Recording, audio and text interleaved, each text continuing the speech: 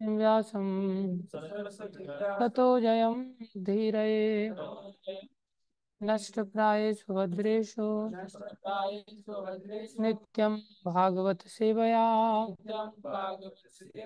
भगवति उत्तम श्लोके भक्तिर्भवति नैष्ठिकी।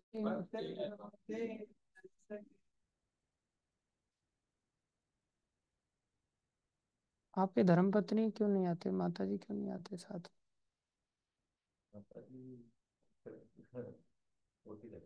उनको बोलो उठ जाएगा, सोने से कुछ नहीं मिलेगा, थोड़े समय का जीवन है, ठीक है। वो आएंगे तो मेरे को भी उत्साह मिलेगा रोज उठने का। आपकी बालिका को भी लेकर के आया करो कभी, हफ्ते में एक दो दिन कम से कम। अच्छा चलो ठीक, जैसे ही पेपर खत्म हो जाए फिर लेके आना। बच्चे को भी लेकर के आ जाया करो कभी, ठीक है। घर पे तो आता ही होगा। हाँ, जब आए तब लेके आए। श्रीमद् भागवतम स्कंदो अध्याय 4, श्लोक संख्या 9 और 10। यथा गुणांस्तु प्रकृते योगपत् क्रमशो अपि वा बिभर्ति भूरिशस्त्वेकम् कुर्वन् कर्माणि जन्मभिः विचिकित्सितम् एतन्मे ब्रवीतु भगवान् यथा शाब्दे ब्रह्मणि निष्णातः परिस्मिंश भवान् खलु। यथा गुणांस्तु प्रकृते युगपत् क्रमशो अपि वा बिभर्ति भूरि सस्त्वेकः कुर्वन् कर्माणि जन्मभिः विचिकित्सितम् एतन्मे ब्रवीतु भगवान् यथा शाब्दे ब्रह्मणि निष्णातः परिस्मिंश भवान् खलु। यथा गुणांस्तु प्रकृते योगपत् क्रमशो अपि वा बिभर्ति भूरि सस्त्वेकः कुर्वन् कर्माणि जन्मभिः विचिकित्सितम् एतन्मे ब्रवीतु भगवान् यथा शाब्दे ब्रह्मणि निष्णातः परिस्मिंश भवान् खलु। अनुवाद: पूर्ण पुरुषोत्तम भगवान एक हैं, चाहे वे प्रकृति के गुणों से अकेले कार्य करें या एक साथ कई रूपों में विस्तार करें, या कि प्रकृति के गुणों के निर्देशन हेतु बारी बारी से विस्तार करें। कृपया इन सारे संशयप्रद प्रश्नों का निवारण कर दें, क्योंकि आप न केवल वैदिक साहित्य के परम विद्वान एवं अध्यात्म में आत्मसिद्ध हैं, अपितु आप भगवान के महान भक्त भी हैं। अतएव आप भगवान के ही समान हैं, भगवान के ही समान है। तात्पर्य: अर्चनी वंदनी प्रातः स्मरणीय जयतु श्रील प्रभुपाद जी द्वारा श्रील प्रभुपाद की जय। ओम ज्ञानम तिमिरन्धस्य ज्ञानञ्जनशलाकया चक्षुरुन्मीलितं येन तस्मै श्रीगुरुवे नमः। श्री चैतन्य मनोभीष्टं स्थापितं येन भूतले स्वयं रूपकदा मह्यं ददाति स्वपदान्तिकं। वन्देऽहं श्रीगुरु श्रीयुतापदकमलं श्रीगुरुन् वैष्णवांश्च रूपं सागरजातं सहगना रघुनाथान्वितं तं सजीवं सान्द्वैतं सावधूतं परिजनसहितं कृष्णचैतन्यदेवं श्रीराधा कृष्णपदां सहगणललिता श्रीविशाखान्वितांश्च। हे कृष्ण करुणा सिंधु दीनबंधु जगतपति गोपेश गोपिकाकांत श्री राधा कांत नमस्तुते तप्तकांचन गौरंगी राधे वृंदावनेश्वरी वृषभानुसुते देवी प्रणमामि हरिप्रिय। वाञ्छाकल्पतरुभ्यश्च कृपा सिन्धुभ्येव च पतितानां पावनेभ्यो वैष्णवेभ्यो नमो नमः। जय श्री कृष्ण चैतन्य प्रभु नित्यानंद श्री अद्वैत गदाधर शिवासादि गौर भक्त वृंदा। हरे कृष्णा कृष्णा कृष्णा हरे हरे, हरे राम राम राम हरे हरे, हरे कृष्णा कृष्णा कृष्णा हरे हरे, हरे राम राम राम हरे हरे, हरे कृष्णा कृष्णा कृष्णा हरे हरे, हरे राम राम राम हरे हरे। गुरुवे गौरचंद्राय राधिकाय तदालय कृष्णाय कृष्ण भक्ताय तद्भक्ताय नमो नमः। हरे कृष्ण। सभी भक्तों का हार्दिक अभिनंदन है, स्वागत है। प्रभुपा जी की कृपा से जो प्रभुपा जी हमें यहाँ समझा रहे हैं, कृपा करके आप सभी ध्यान से समझिए। गुरु वैष्णव की दया से जो कुछ कहें ध्यान से श्रवण कीजिए। हरे कृष्ण।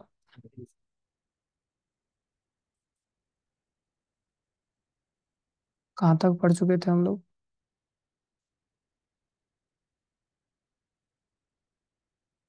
भगवान को व्यक्ति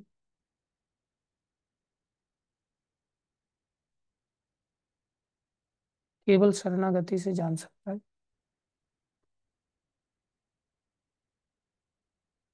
तो याद रखने का पिछली क्लासेस को, भगवान की शरण में जाया जाए और वो भी बिना शर्त के। प्रभुपा जी यहाँ लिख रहे थे, भगवत गीता का यह कथन यहाँ पर परीक्षित महाराज प्रश्न कर रहे हैं कि आप बड़े विद्वान हैं, आप अध्यात्म में आत्मसिद्ध हैं और आप भगवान के भक्त भी हैं। ऐसा मिलना बहुत कठिन होता है। आपने आचार्य प्रभु जीवेर सिखाए, अपने आचरण से दूसरों को सिखाना। विद्वता बहुत सारे लोग हासिल कर लेते हैं, जैसे मेरे पास विद्वता है, लोग ऐसा कह देते हैं। हालांकि मैं विद्वान भी नहीं हूँ, ना ही आत्मसिद्ध हूँ, ना ही भक्त हूँ। लेकिन बहुत सारे लोग विद्वान बन भी जाते हैं। बहुत सारे श्लोक धड़ाधड़ श्लोकों की झड़ी लगा देते हैं। जैसे हमारे सोहन मोहन प्रभु हैं, अच्छे विद्वान हैं, भक्त भी हैं, केवल विद्वान नहीं।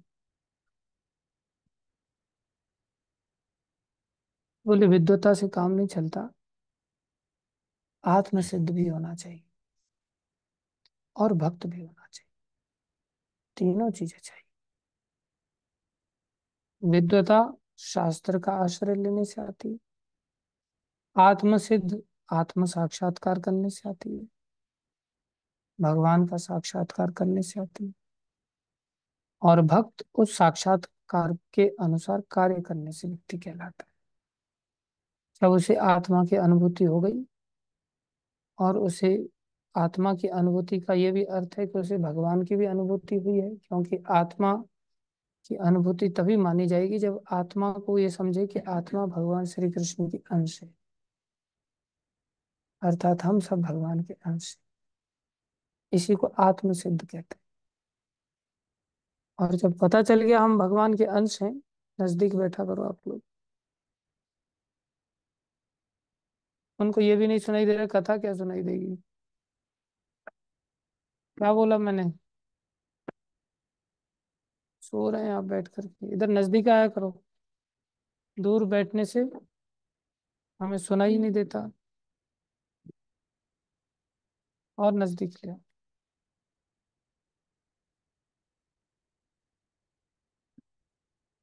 आत्मसिद्ध आत्म साक्षात्कारी व्यक्ति को कहते हैं। भक्त उसको कहते हैं जो आत्म सिद्ध अवस्था पर कार्य करे, अर्थात भगवान श्री कृष्ण के अंश होने के नाते भगवान की हम सेवा करें। बस इतनी सी बात जानने की जरूरत है। संसार में आदमी सेवा तो कहीं ना कहीं करता ही है। वो ये है कि संसारी पढ़ाई लिखाई करके किसी को मालिक बनाता है, उसकी सेवा करता है, और जीवन का उसी को लक्ष्य मान लेता है। सोचता है अब मेरे को नौकरी मिल गई, अब मैं टेंशन फ्री हो गई। हो भी जाता है कुछ हद तक टेंशन फ्री, लेकिन क्या जन्म जन्मांतर तक टेंशन फ्री हो सकता है? तो संसार में भी पढ़ना होता है। पढ़ने के बाद हाँ भाई, अभी बीएड कर लिया इन्होंने, अभी पीएचडी कर ली इन्होंने, अभी बीटेक कर ली इन्होंने, अभी आईआईटी से पढ़ लिया साहब, अब ये पक्के नौकर बनेंगे। तो इस प्रकार से व्यक्ति क्या करता है, इतना सही तो जानना होता है, चीजों को थोड़ा सा सीखना होता है, जिसके हम नौकर बनने वाले हैं उससे रिलेटेड पढ़ाई करनी होती है। और पढ़ाई करके किसी की नौकरी ज्वाइन करनी होती है। नौकरी ज्वाइन करके वो हमारा भरण पोषण करता है, जीवन कट जाता है।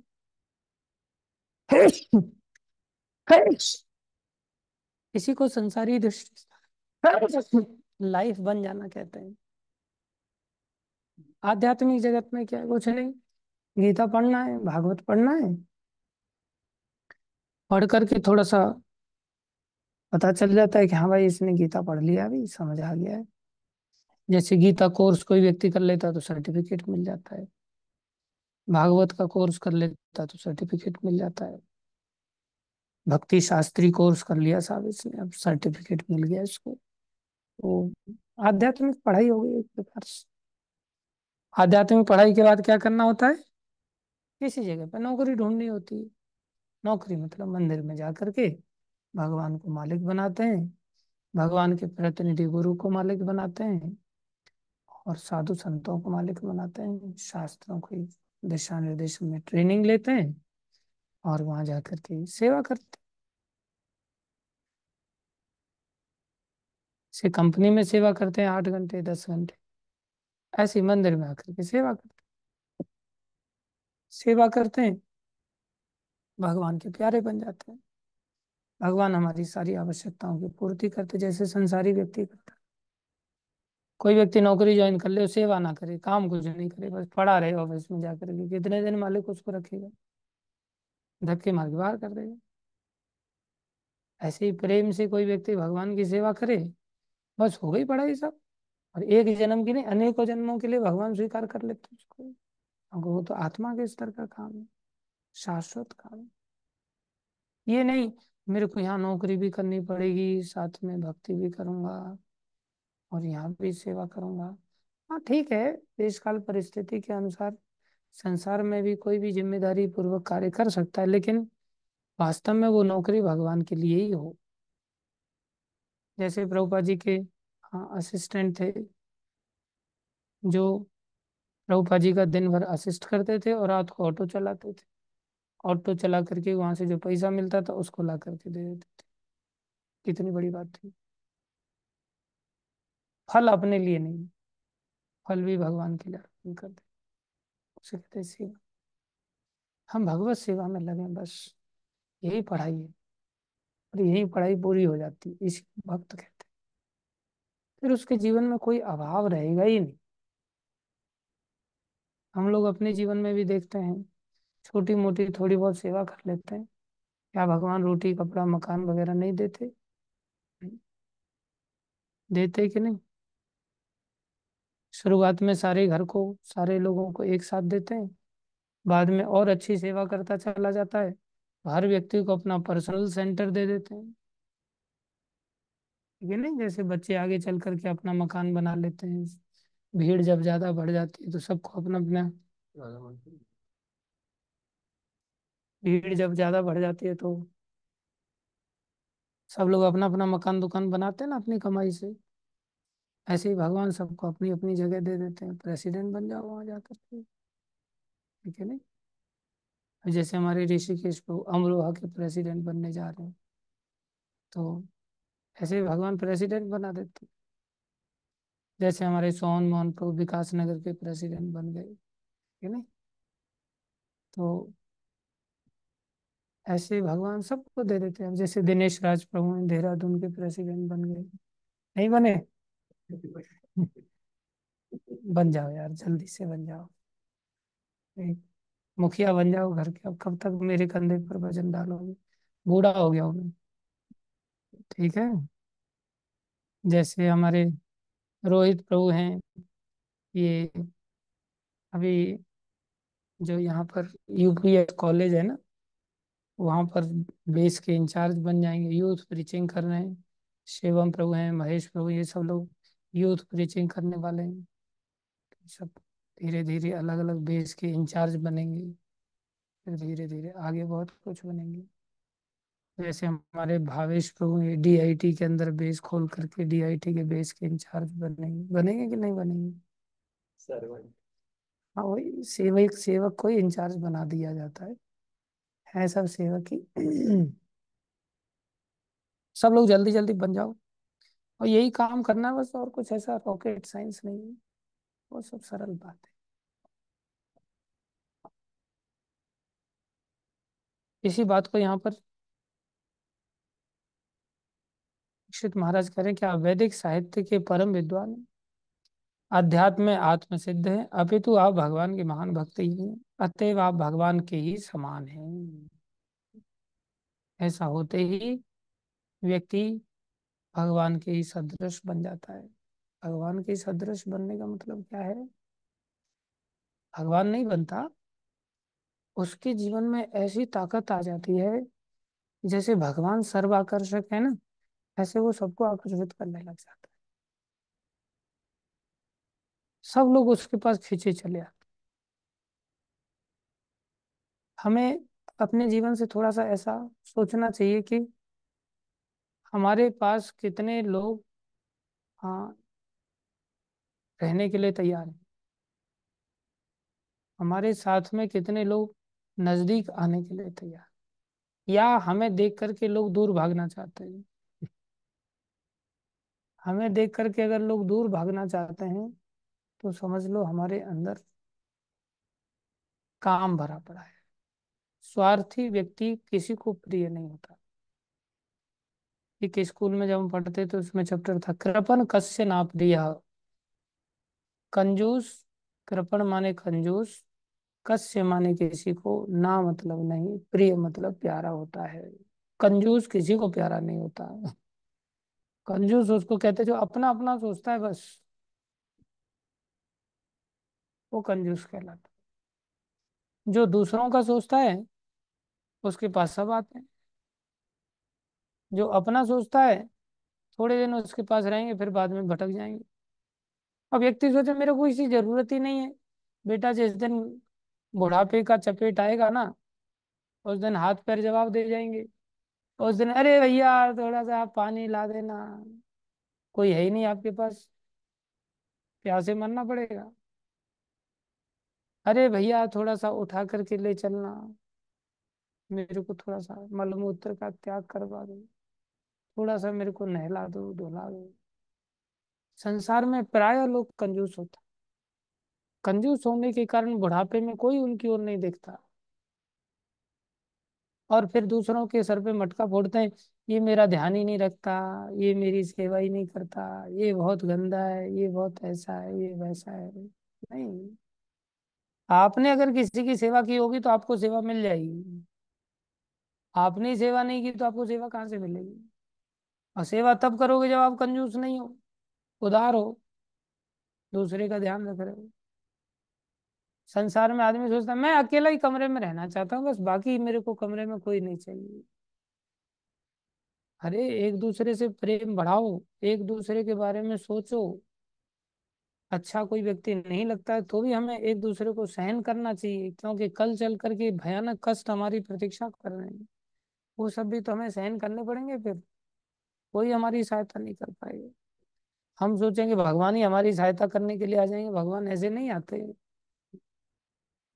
भगवान जब आते हैं, जब कोई व्यक्ति भगवान के स्तर पर कार्य करता है। तो भगवान को तो कोई व्यक्ति प्यार कर रहा है और भगवान के बच्चों को प्यार नहीं कर रहा है। संसार में आप किसी परिवार में चले जाएं, किसी परिवारी व्यक्ति को तो आप प्यार कर रहे हो और उसके बच्चों को धुतकार रहे हो। एक बार को भगवान को प्यार ना करो चलेगा, लेकिन उसके बच्चों को प्यार कर लो, तो उस व्यक्ति का, उस बाप का भी हम प्रेम पालेंगे। इसलिए जो भगवान भगवान भक्ति भक्ति ऐसा करते हैं ना, वो ना समझ है, कम समझ वाले।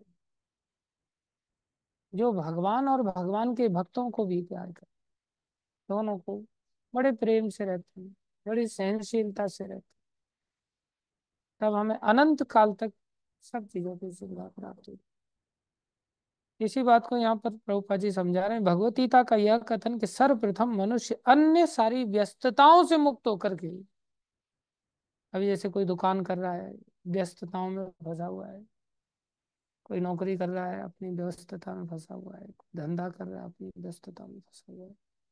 प्रभुपाद जी इस बात को समझ, ये सब करना तो है ही, इसके बिना तो कोई व्यक्ति कहीं भी चले जाए दुनिया में जीवन जी नहीं सकता। बोले सब व्यस्तताओं को छोड़ो, सारी व्यस्तताओं से मुक्त होकर भगवान की शरण में जाए। यह बताता है कि मनुष्य को बिना किसी शर्त के, जैसे हम लोग नौकरी ज्वाइन करते हैं तो कोई शर्त रखते हैं क्या? बल्कि सामने वाले की शर्तों को मान करके सब टर्म्स एंड कंडीशंस पे साइन करते हैं। और जब मंदिर ज्वाइन करते हैं तो 50 शर्तें रखते हैं। ऐसा नहीं, बिना किसी शर्त के भगवान का शुद्ध भक्त होना चाहिए, तभी वह भक्ति में सेवा के बल पर उन्हें जान सकता है, फिर भगवान को जान लेगा। और भगवान को जानने से ही, जानने ते होए प्रतीति, प्रतीति ते होए प्रीति, जानने से ही भगवान की अनुभूति होगी और अनुभूति से प्रेम जागृत होगा। जब तक हम जानेंगे नहीं भगवान की प्रेम को जागृत नहीं कर सकते। इसलिए जानने के लिए हमें भक्त बनना पड़ेगा। अब प्रभुपाद जी आगे क्या समझा रहे हैं। पिछले श्लोक में महाराज परीक्षित ने स्वीकार किया कि भगवान बड़े से बड़े विद्वानों के लिए भी अचिंत्य हैं, केवल विद्वान से काम नहीं चलेगा। भक्त हो, विद्वान हो, अच्छी बात है। तो वे सुखदेव गोस्वामी से अपने उस अपर्याप्त ज्ञान को स्पष्ट करने का अनुरोध करते हैं। क्या कह रहे हैं यहाँ पर, पिछले श्लोक में महाराज परीक्षित ने स्वीकार किया कि भगवान बड़े से बड़े विद्वानों के लिए भी अचिंत्य हैं, विद्वान नहीं समझ सकते।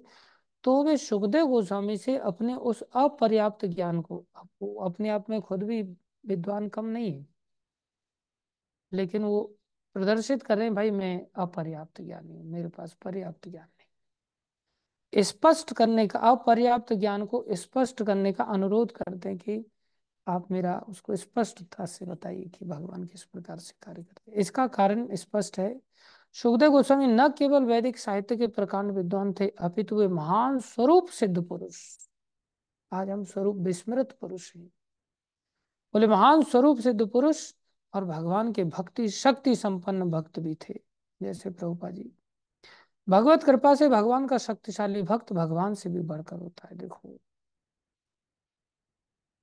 बहुत सारे लोग कहते हैं कि भाई भगवान के समान कोई व्यक्ति नहीं बन सकता, बोले यहाँ भक्त की सत्ता को यहाँ बताए भगवान से बढ़कर हो जाते हैं। भगवत कृपा से भगवान का शक्तिशाली भक्त भगवान से बढ़कर होता है। भगवान श्री रामचंद्र हिंद महासागर पर सेतु बनाकर लंका द्वीप पहुंचने का प्रयास कर रहे थे, किंतु उनके अनन्य भक्त श्री हनुमान जी छलांग मारकर सागर को पार कर गए। देखो, बिना पुल पुल के ही। और भगवान बेचारे 3 दिन तक इंतजार करते रहे कि रास्ता दे दे भैया, रास्ता दे दे, और हनुमान जैसे चले। भगवान अपने भक्तों के ऊपर इतने दयालु रहते हैं कि वे अपने प्रिय भक्तों को अपने से बढ़कर प्रस्तुत कर देते हैं। और देखो, लंका में जाकर के अंगद जी ने पैर रख दिया और बोला अगर किसी के माई के लाल में ताकत है तो मेरे इस पैर को हटा दो यहाँ से, और मेरी ओर से सीता को भगवान हार गए अगर तुमने पैर हटा दिया। भगवान नहीं लेके जाएंगे सीता को, मान गए कि सीता हार गए, और पैर नहीं हटा पाए तो फिर सबका कल्याण होने वाला है फिर। कोई पैर नहीं हटा पाया, इतने इतने बड़े जिन्होंने पहाड़ों को उठा दिए, पैर नहीं हटा पाए। ऐसा पैर भगवान ने नहीं जमाया। भक्त लोग इतने बढ़कर आगे चले जाते। भगवान ने दुर्वासा मुनि की रक्षा करने में अपनी असमर्थता व्यक्त कर दी थी, ये भी देखो। यद्यपि दुर्वासा मुनि इतने शक्तिशाली थे कि भौतिक दशाओं में भी मैं ही भगवान के पास सीधे पहुंच गए थे। देखो, अपनी रक्षा फिर भी नहीं कर पा रहे हैं और भगवान ने भी मना कर दिया। लेकिन दुर्वासा मुनि की रक्षा की तो एक भगवत भक्त अर्थात महाराज अम्बरीश ने। इतनी बड़ी शिक्षा है यहाँ। भगवान नहीं मिल रहे, हम दुखी हो जाए, कब भगवान की तरफ, अरे भक्त मिल रहे हैं ना, भगवान से बढ़कर आपके पास सुरक्षा कवच है, और क्या चाहिए। अतः भगवत भक्त न केवल भगवान से अधिक शक्तिशाली होता है, अपितु भक्त की पूजा भी भगवान की प्रत्यक्ष पूजा से अधिक प्रभावशाली मानी जाती है। भक्त की पूजा भगवान की पूजा से भी बढ़कर है। मद भक्त पूजा अभ्याधिका, गीता में भगवान भागवत में स्वयं घोषणा किया, मेरे भक्तों की पूजा मेरे से अधिक अधिक है। इतना प्यार है ना भगवान का, कोई दादागिरी नहीं दिखाते भगवान। ऐसा ही परंपरा भी आगे प्यार करती है, परंपरा भी अपने भक्तों को श्रेय देती है, और इसी कारण से इसमें इतना आनंद मिलता है। संसार में ऐसा देखने को नहीं मिलता, संसार में हर व्यक्ति बड़ा बनना चाहता है, खुद को श्रेय देना चाहता है, यही मूर्खता है। अब बहुत बड़ी बात प्रभुपाद जी यहाँ अतएव निष्कर्ष यह निकला कि गंभीर भक्त को, गंभीर भक्त का काम है ये, गंभीर भक्त को सर्वप्रथम ऐसे गुरु के समीप जाना चाहिए। सबसे पहले ऐसे गुरु का आश्रय। कैसे गुरु का, जो न केवल वैदिक साहित्य में निष्णात हो, गुरु की क्वालिफिकेशन ही होती है कि उस शिष्य के सारे संशयों का छेदन करने में निपुण होता है। अभी तो महान भक्त भी हो, खाली ये नहीं कि भाषण दे रहा है मेरी तरह, महान भक्त भी हो जिसे भगवान की एवं उनकी विभिन्न शक्तियों की वास्तविक अनुभूति हो, ये तो भक्त होगा। ऐसे भक्त गुरु की सहायता के बिना कोई व्यक्ति भगवान के अध्यात्म ज्ञान में प्रगति नहीं कर सकता। सुखदेव गोस्वामी जैसे प्रामाणिक गुरु न केवल भगवान के अंतरंग शक्तियों के विषय में बताते हैं, अपितु वे ये भी बताते हैं कि किस तरह अपनी बहिरंग शक्तियों के साथ भी रहते। सब चीजों का रहस्य उसके लिए प्रकट हो जाता है, कुछ भी उसके लिए अनभिज्ञ, हाँ अभिज्ञ नहीं रहता, सब चीजों के बारे में वो समझ। हम कह तो देते हैं, अपने आप को बहुत बड़ा गंभीर समझते हैं, लेकिन प्रश्न करना चाहिए कि क्या मैंने गुरु का आश्रय ले लिया, क्या मैंने प्रामाणिक गुरु का, ऐसे भक्त गुरु का आश्रय ले लिया, जो परंपरा के अंतर्गत हो, जो गुरु की योग्यताओं को धारण करता हो। जीवन कभी भी समाप्त हो सकता है, ऐसे गुरु का आश्रय मैं नहीं ले पाया तो मैं गंभीर भक्त नहीं। और मेरे को ऐसा लगता है ये मेरे साथ ऐसा करता है, मेरे साथ वैसा करता है, और मैं तो इतना गंभीर भक्त हूँ, मेरे को तो सब पूजा करना चाहिए, फूल चढ़ाना चाहिए, अगरबत्ती घुमानी चाहिए। हाँ, हमें गंभीर बनना चाहिए और भगवान से प्रार्थना करनी चाहिए कि हमें ऐसे गुरु का आश्रय दीजिए। अगर हम सच्चे भक्त बन जाते हैं तो भगवान अपने आप ही व्यवस्था कर देते। हम स्वयं में सच्चे भक्त नहीं बनते, हम सोचते हैं मैं गुरु धारण करके गुरु के ऊपर उपकार करूंगा, तो ये हमारी मूर्खता है। धन्यवाद सभी का। भागवत महापुराण की जय, श्रील प्रभुपाद की जय, श्री गुरु महाराज की जय, अनंत कोटि वैष्णव वृंद की जय, आप सब भक्तों की जय। हरे कृष्ण।